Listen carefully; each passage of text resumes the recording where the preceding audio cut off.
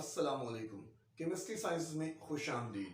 जैसा कि पहली वीडियो में हम बात कर चुके हैं कि डायपोल मोमेंट हमें आयनिक करैक्टर के बारे में जानने में मदद देता है, जिससे अल्टीमेटली हम बॉन्ड के आयनिक या कोवलेंट होने के बारे में डिसीजन लेते हैं।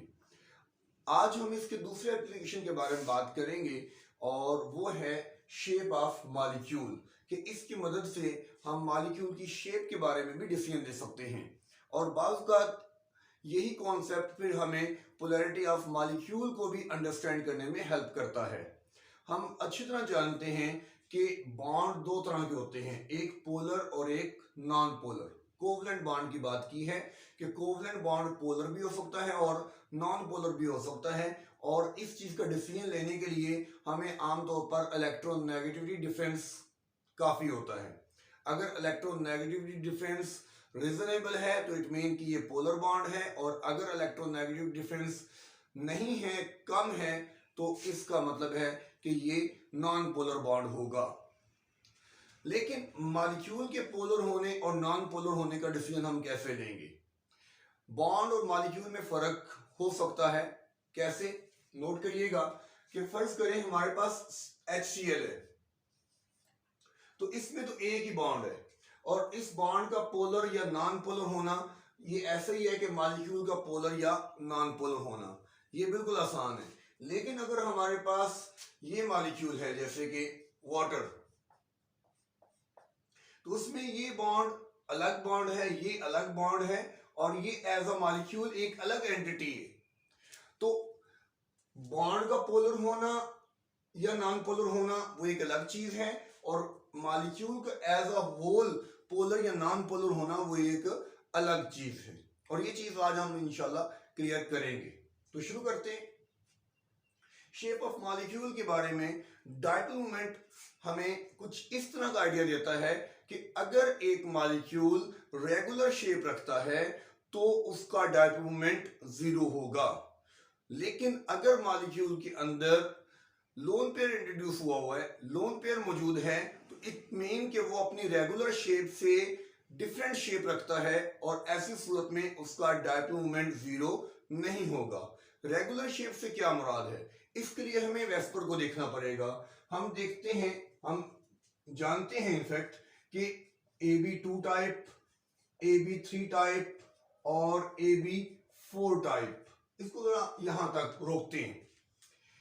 AB2 टाइप जब इसमें कोई लोन पेयर नहीं होता तो ये ट्राई एटॉमिक फॉर्म होती है। AB3 टाइप जब इसमें कोई लोन पेयर नहीं तो ये टेट्रा एटॉमिक होता है, और AB4 टाइप जब इसके अंदर कोई लोन पेयर नहीं होता तो ये पेंटा एटॉमिक होता है। एक ट्राई एटॉमिक मॉलिक्यूल जिसके अंदर कोई लोन पेयर नहीं है, एक टेट्रा एटॉमिक मॉलिक्यूल जिसके अंदर कोई लोन पेयर नहीं है, और एक पेंटा एटॉमिक मॉलिक्यूल जिसमें कोई लोन पेयर नहीं है, यहां पे क्या होगा कि इसके अंदर डायपोल मोमेंट 0 आएगा। अगर लोन पेयर एग्जिस्ट करता है तो ट्राई एटॉमिक मॉलिक्यूल है, टेट्रा एटॉमिक है, पेंटा एटॉमिक है, लोन पेयर की प्रेजेंस के अंदर उसका डायपोल मोमेंट 0 नहीं हो सकता। इस चीज को हम एग्जांपल्स की मदद से क्लैरिफाई करते हैं। शुरू करते हैं पहली एग्जांपल कार्बन डाइऑक्साइड से। तो कार्बन डाइऑक्साइड हम देख सकते हैं कि ये 3 एटम इसमें मौजूद हैं, एक कार्बन है, 2 ऑक्सीजन है, और हम जानते हैं कि कार्बन के पास कोई लोन पेयर मौजूद नहीं है क्योंकि उसकी वैलेंस शेल में 4 इलेक्ट्रॉन होते हैं और वो यहां पे 4 बॉन्ड कर रही है। तो ये ट्राई एटॉमिक है, AB2 टाइप है, और इसकी शेप भी लीनियर है, तो इसका डायपोल मोमेंट 0 आएगा। कैसे 0 आएगा? नोट करें, partial negative, partial positive, partial negative. एक बॉन्ड मोमेंट यहां पे, एक बॉन्ड मोमेंट यहां पे। अब दोनों बॉन्ड मोमेंट इक्वल है, सेम है, तो क्या नतीजा निकलेगा कि दोनों बॉन्ड मोमेंट जब वेक्टर एडिशन के जरिए से, हेड टू टेल रूल के जरिए से हम जमा करेंगे तो इसका आंसर आएगा नल वेक्टर। तो इसका डायपोल मोमेंट 0 डिवाइड माना जाएगा, इसका डायपोल मोमेंट एग्जिस्ट नहीं करेगा। लेकिन इसके मुकाबले में हम अगर वाटर की बात करते हैं तो आप देखें वाटर भी एक ट्राई एटॉमिक मॉलिक्यूल है, लेकिन वाटर में हम जानते हैं कि ऑक्सीजन के पास लोन पेयर मौजूद होते हैं। तो क्या होगा उसका नतीजा? उसका नतीजा ये होगा कि ऑक्सीजन के लोन पेयर जो हैं वो इस मॉलिक्यूल को बेंट शेप के अंदर करेंगे, ना कि इसको स्ट्रेट शेप में रहने देंगे। तो अब जब इसकी शेप बेंट हो जाएगी तो इसका कुछ ना कुछ डायपोल मूवमेंट एग्जिस्ट करेगा। किस तरह से करेगा ये देख लें आप। ये बॉन्ड मूवमेंट आप ड्रा करेंगे, ये बॉन्ड मूवमेंट ड्रा करेंगे। नो इन दोनों बॉन्ड मूवमेंट को आप हेड टू टेल रूल के जरिए जमा करें तो आप नोट करें एक बॉन्ड मूवमेंट हो गया, ये दूसरा बॉन्ड मूवमेंट हो गया। तो ये हेड टू टेल रूल के जरिए आपने जब इसको जमा किया, रिजल्टेंट निकाला, तो ये इसके अंदर डायपोल मूवमेंट एग्जिस्ट करता है। डायरेक्शन नोट करें, डायरेक्शन जो है उसकी पॉजिटिव टू नेगेटिव है। डायरेक्शन उसकी पॉजिटिव टू नेगेटिव आपने रिप्रेजेंट करनी है। और ये वेक्टर एडिशन में भी हम नजर आ रहा है कि ये इसी डायरेक्शन के अंदर मौजूद होगा। तो देखें ये भी ट्राई एटॉमिक है, ये भी ट्राई एटॉमिक है, लेकिन लोन पेयर की प्रेजेंस की वजह से ये लीनियर शेप नहीं रखता और लोन पेयर ना होने की वजह से इसकी लीनियर शेप है, लिहाजा इसका डायपोल मोमेंट जीरो है और इसका डायपोल मोमेंट जीरो नहीं है। इसका कुछ ना कुछ डायपोल मोमेंट एग्जिस्ट करता है, जो कि अगर आप किताबों में देखेंगे तो आपको मिल जाएगा 1.85 डिबाई। इसी चीज को थोड़ा सा आगे लेके चलते हैं, एक आध एग्जांपल और इसमें करते हैं। जैसा कि आप देखें कार्बन डाई सल्फाइड है, कार्बन डाई सल्फाइड, तो इसमें भी आप नोट करें जस्ट लाइक कार्बन डाइऑक्साइड, इसके अंदर भी जो दोनों बॉन्ड मूवमेंट बनेंगे वो आप जमा करेंगे और आंसर जीरो आएगा। तो इसके अंदर भी कोई डायपोल मोमेंट एग्जिस्ट नहीं करता। लेकिन उसके मुकाबले में अगर हम बात करते हैं सल्फर डाइऑक्साइड की, तो सल्फर डाइऑक्साइड में आप नोट करेंगे कि सल्फर का ऑक्सीजन से जो बॉन्ड बनता है ये पोलर बॉन्ड है, पार्शियल नेगेटिव और यहां पे पार्शियल पॉजिटिव। अब ये लीनियर शेप में नहीं है। लीनियर शेप में क्यों नहीं है? अगेन आप जानते हैं सल्फर के पास लोन पेयर मौजूद है, तो उस वजह से ये बॉन्ड मूवमेंट इन दोनों बॉन्ड मूवमेंट को हम वेक्टर एडिशन के जरिए से जमा करेंगे और जमा करके हमारे पास ये रिजल्टेंट वेक्टर आ जाएगा। तो अगेन यहां पे बात समझने वाली है और समझ आ भी रही है कि पॉजिटिव टू नेगेटिव इस डायरेक्शन के अंदर वो बॉन्ड मूवमेंट डायपोल मूवमेंट जो है वो एग्जिस्ट कर रहा है। तो इसका भी कुछ ना कुछ डायपोल मूवमेंट होता है जो कि है 1.61 डिबाई। तो बात हमें ये समझ आई कि ट्राइएटॉमिक मॉलिक्यूल जो कि Ab2 टाइप है और इसमें जब लोन पेयर एग्जिस्ट नहीं करता तो शेप इसकी होनी चाहिए लीनियर। इस फॉर्म के अंदर उसका डायपोल मोमेंट जीरो होगा। अगर वो ट्राइएटॉमिक है और वो डायपोल मोमेंट उसका जीरो नहीं है तो इसका मतलब वो लीनियर शेप भी नहीं रखेगा। या इसको उलट करें कि वो ट्राइएटॉमिक है और वो लीनियर शेप नहीं रखता due to presence of lone pair, तो इसका मतलब है कि उसका डायपोल मोमेंट भी जीरो नहीं होगा। तो दोनों चीजें आपस में जो है वो इंटरलेट करती हैं।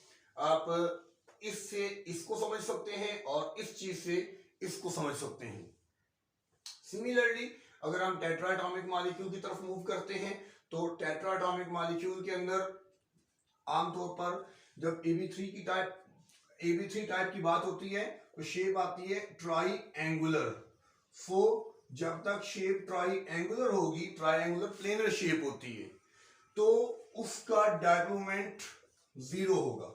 और अगर शेप ट्राइएंगुलर प्लेनर नहीं है तो उसका डायपोल मोमेंट भी जीरो नहीं है। या दूसरे लफ्जों में मॉलिक्यूल टेट्राएटॉमिक है और उसका डायपोल मोमेंट जीरो है, तो इसका मतलब है कि शेप ट्राइएंगुलर प्लेनर है। और अगर डायपोल मोमेंट जीरो नहीं है तो इसका मतलब है कि शेप ट्राइएंगुलर प्लेनर नहीं है। इसके अंदर भी चंद एक एग्जांपल्स हम लेते हैं। सबसे पहले हम बात करते हैं एक ऐसे मॉलिक्यूल की जो वाकईतन जो है वो ट्राइएंगुलर प्लेनर है, BF3। आप देखें fluorine is the highly electronegative atom और वो तीनों यहाँ पे पोलर बॉन्ड बन रहे हैं, लेकिन इन तीनों पोलर बॉन्ड के होने के बावजूद ये मॉलिक्यूल एज अ होल हमें नॉन पोलर नजर आता है।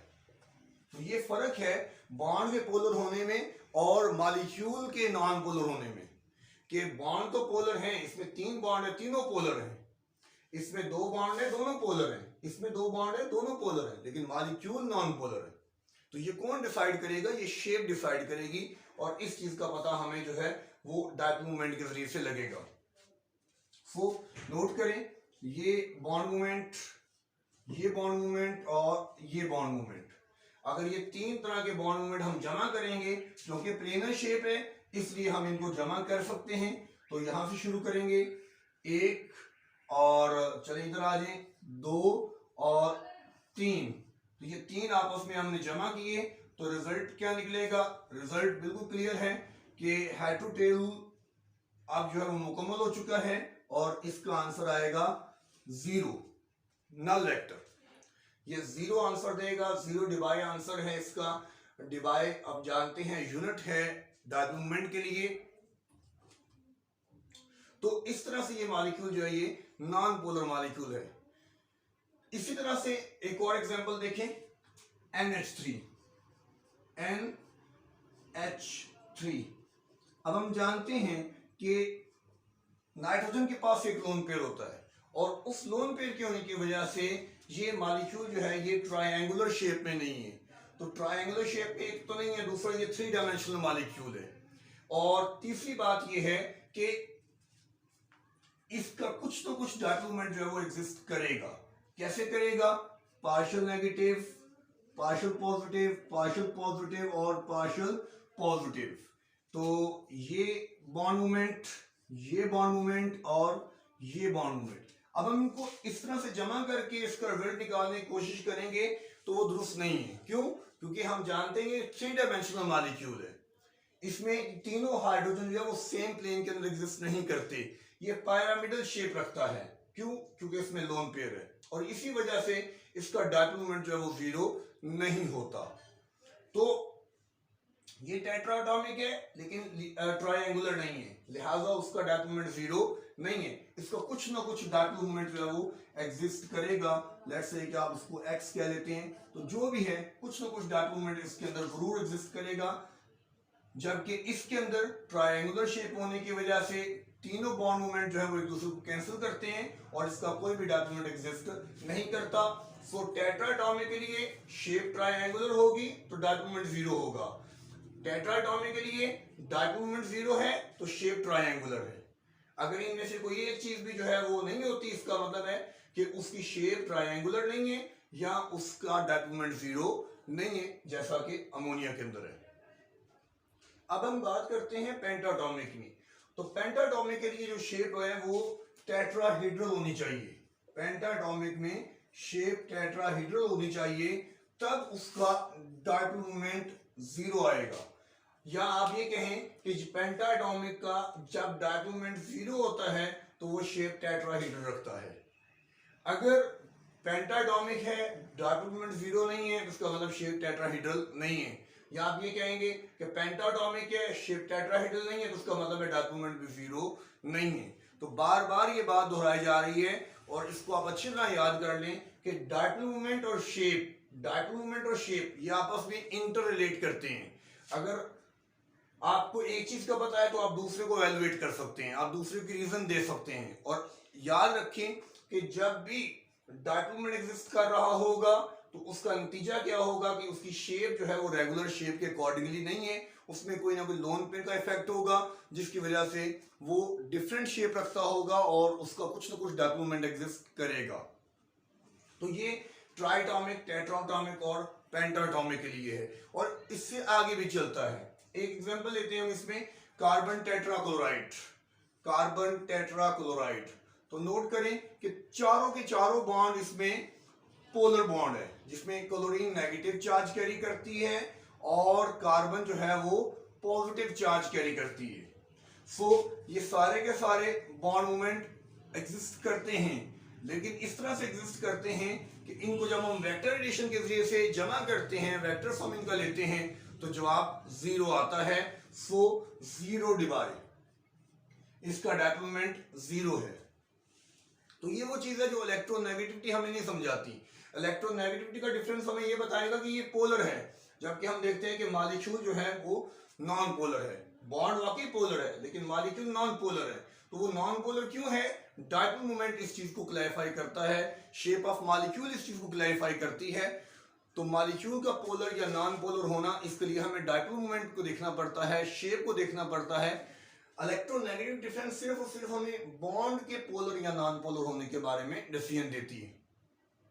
तो ये पेंटाटॉमिक मॉलिक्यूल की एग्जांपल है जिसके अंदर आप देख रहे हैं कि चारों बॉन्ड मोमेंट जो है एक दूसरे को कैंसिल करने वाले हैं और कैंसिल करने के नतीजे में इसका डायपोल मोमेंट जो है वो 0 आएगा।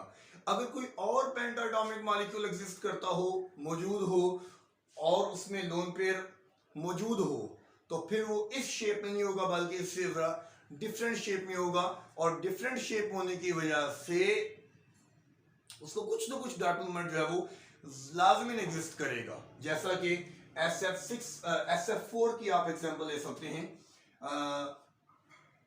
SF4 के अंदर ये F और F और F और यहां पे आप इसका लोन पेयर देख रहे हैं। नोट करें, इस लोन पेयर की वजह से ये शेप टेट्राहेड्रल नहीं बन रही। हालांकि ये भी पेंटाटॉमिक है, 1 2 3 4 5 एटम है इसमें, पेंटाटॉमिक है, लेकिन इस लोन पेयर की वजह से इसकी शेप जो है वो टेट्राहेड्रल नहीं बन रही। चूंकि शेप टेट्राहेड्रल नहीं बन रही इसलिए इसका कुछ ना कुछ डायपोल मोमेंट जो है वो लाजमी एग्जिस्ट करेगा। आप कह सकते हैं कि Y इसका डायपोल मोमेंट है, तो कुछ ना कुछ इसका डायपोल मोमेंट जरूर एग्जिस्ट करेगा। सो डायपोल मोमेंट और शेप ये दोनों चीजें आपस में रिलेट करती हैं। अगर आपको शेप का पता है तो आप डायपोल मोमेंट इवैल्यूएट कर सकते हैं, आप बता सकते हैं कि डायपोल मोमेंट एग्जिस्ट करता है कि नहीं करता। और अगर आपको कोई बता दे कि डायपोल मोमेंट एग्जिस्ट करता है या नहीं करता तो फिर आप बता सकते हैं कि शेप क्या होगी, इसकी एक अंदाजा लगा सकते हैं उसकी शेप के बारे में। तो यहां तक मॉलिक्यूल की शेप की बात है। तो इसमें हम देखते हैं कि इलेक्ट्रोनेगेटिविटी डिफरेंस का जो कॉन्सेप्ट है वो हमारी कुछ ज्यादा हेल्प नहीं कर रहा और डायपोल मोमेंट निकालना, डायपोल मोमेंट को पता करना हमारे लिए बहुत जरूरी है। हाँ, एक डायटॉमिक मॉलिक्यूल है अगर, तो फिर हमें यकीनन इलेक्ट्रोनेगेटिव डिफरेंस का पता होने से ये बात क्लैरिफाई हो जाएगी कि ये पोलर है या कि नॉन पोलर है। जैसा कि हम बात करते हैं HCl की, HCl में 2 एटम हैं, तो एक जो है वो हाईली इलेक्ट्रोनेगेटिव, दूसरा लेस इलेक्ट्रोनेगेटिव। तो क्या होगा, कुछ ना कुछ डायपोल मोमेंट यकीनन इसका एग्जिस्ट करेगा और वो किस तरह से है, वो इस तरह से। सिमिलरली हम बात करते हैं कार्बन मोनोऑक्साइड की। तो कार्बन मोनोऑक्साइड की बॉन्डिंग भी जो है पहली बात आपको क्लियरिफाई होनी चाहिए, लिविंग स्ट्रक्चर आपको इसका बनाना आना चाहिए, जो कि आप मेरी दूसरी वीडियो में देख सकते हैं कि कार्बन मोनोऑक्साइड जो है उसका लिविंग स्ट्रक्चर हम कैसे ड्रा करते हैं। इसमें ऑक्सीजन पर जो है वो पार्शियल पॉजिटिव चार्ज आता है और कार्बन पर पार्शियल नेगेटिव चार्ज आता है, ये एक इंपॉर्टेंट पॉइंट है। और इसमें फिर जो इसका डायपोल मोमेंट जो है वो कैसे एग्जिस्ट करेगा, डायपोल मोमेंट जो है वो इस तरह से एग्जिस्ट करेगा। सिमिलरली अगर हम बात करते हैं हाइड्रोजन हाइड्रोजन बॉन्ड की, तो हाइड्रोजन हाइड्रोजन बॉन्ड में देखें कि दोनों एटम सेम है, सो इनमें कोई इलेक्ट्रोनेगेटिव डिफरेंस मौजूद नहीं है, लिहाजा ये पोलर भी नहीं है, ये नॉन पोलर है। लेकिन जहां जहां इलेक्ट्रोनेगेटिव डिफरेंस मौजूद होगा वो पोलर होगा और उसका कुछ ना कुछ फिर डायपोल मोमेंट भी जो है वो एग्जिस्ट करेगा। तो डायटॉमिक के लिए हम सिंपली जो है वो इलेक्ट्रोनेगेटिव डिफरेंस की बुनियाद पर जो है उसकी पोलैरिटी को डिटरमिन कर सकते हैं। लेकिन अगर वो ट्राइएटॉमिक है, टेट्राटॉमिक है, पेंटाटॉमिक है तो डायपोल मोमेंट जो है वो हमें हेल्प आउट करता है उसकी पोलैरिटी को डिटरमिन करने में, उसकी शेप को डिटरमिन करने में। तो आई होप कि आपको ये चीज़ जो है वो क्लैरिफाई होगी। करें। अल्लाह हाफिज़।